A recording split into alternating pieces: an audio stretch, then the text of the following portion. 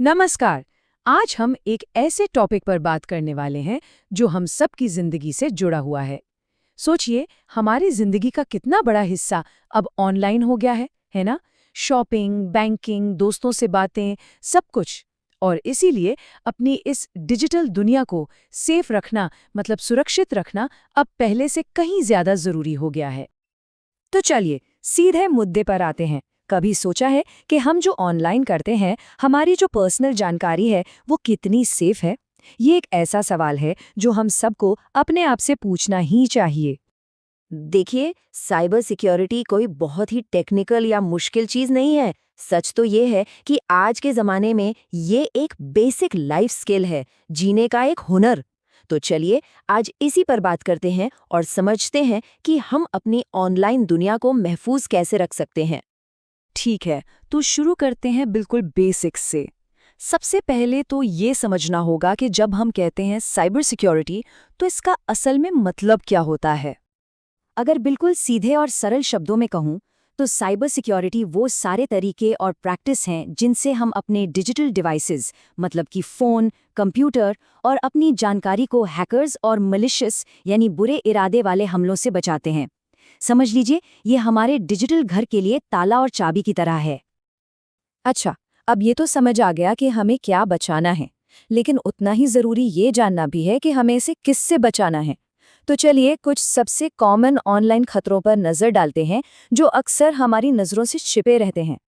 सबसे पहला और शायद सबसे आम खतरा है मेलवेयर। ये मलिशियस सॉफ्टवेयर का शॉर्ट फॉर्म है।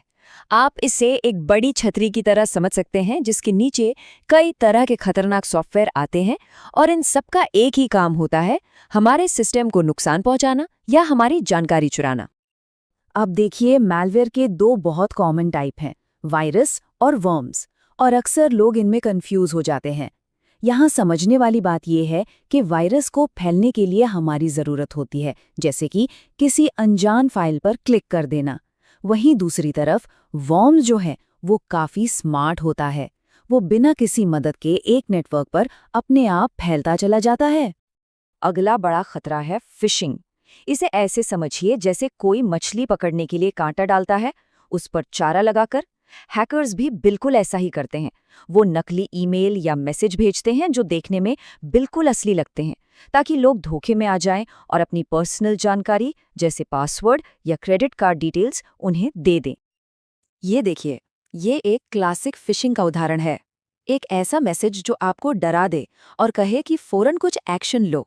हमलावर इसी घबराहट का फायदा उठाते हैं ताकि लोग बिना सोचे समझे लिंक पर क्लिक कर दें। ऐसे मैसेजेस से हमेशा हमेशा सावधान रहना चाहिए। वैसे फिशिंग के अलावा भी कई तरीके हैं, जैसे कि सोशल इंजीनियरिंग। इसमें हैकर्स बड़ी चालाकी से भरोसे का नाटक करके लोगों से जानकारी निकलवा लेते हैं। फिर होता है डेटा ब्रीच, जब किसी बड़ी कंपनी का सिस्टम हैक हो जाता है और लाखों लोगों का डेटा चोरी हो जाता है। और एक बहुत बड़ा खतरा है रैनसमवेयर, जो आपकी ज़रूरी फाइलों को एन्क्रिप्ट यानी लॉक कर देता है और फिर उन्हें खोलने के बदले पैसे मांगता है। ये सब आज के बड़े डिजिटल खतरे हैं। इन खतरों के बारे में सुनकर थोड़ा डर लग सकता है ना? लेकिन यही समझना ज़रूरी है कि आखिर साइबर सिक्योरिटी इतनी ज़रूरी क्यों है। चलिए देखते हैं कि दांव पर लगा क्या है। सवाल बिल्कुल सीधा है। अगर हम सावधान नहीं रहते तो असल में क्या खो सकते हैं? बात सिर्फ कुछ फाइलों की नहीं है। हम अपना पर्सनल डेटा, हमारी प्राइवेसी, अपनी मेहनत की कमाई और यहाँ तक कि अपनी पहचान को दांव पर लगा रहे होते हैं। और अगर बड़े लेवल पर सोचें तो साइबर अटैक पूरे के पूरे बिजनेस और सरकारी कामकाज को भी ठप कर सकते हैं। लेकिन अच्छी खबर ये है कि हम बेबस नहीं हैं। हमारे पास खुद को बचाने के लिए कई टूल्स और तकनीकें मौजूद हैं। तो चलिए अपनी रक्षा की पहली लाइन यानी हमारे डिजिटल टूल किट को समझते हैं।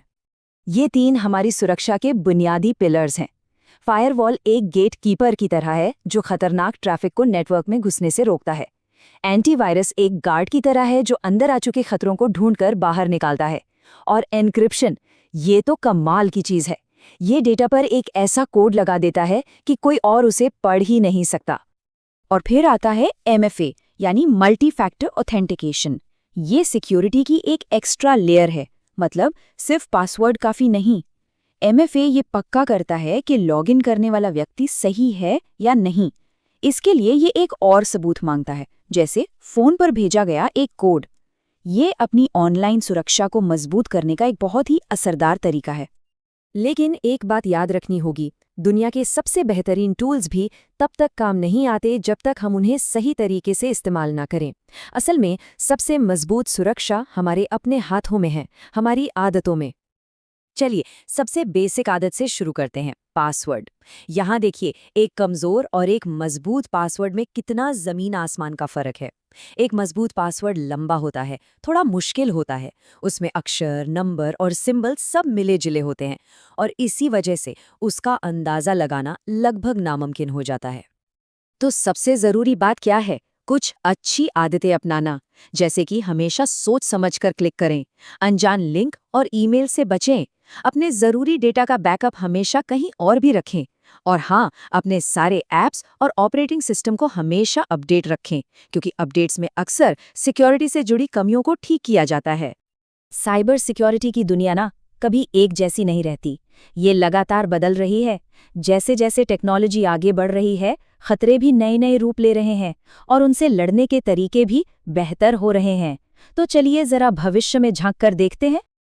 आने वाले टाइम में क्लाउड पर रखे हमारे डेटा की सुरक्षा, हमारे घरों में मौजूद स्मार्ट डिवाइसेस यानी IoT की सुरक्षा, और इन सब से लड़ने के लिए आर्टिफिशियल इंटेलिजेंस का इस्तेमाल, ये सब बड़े टॉपिक होने वाले हैं।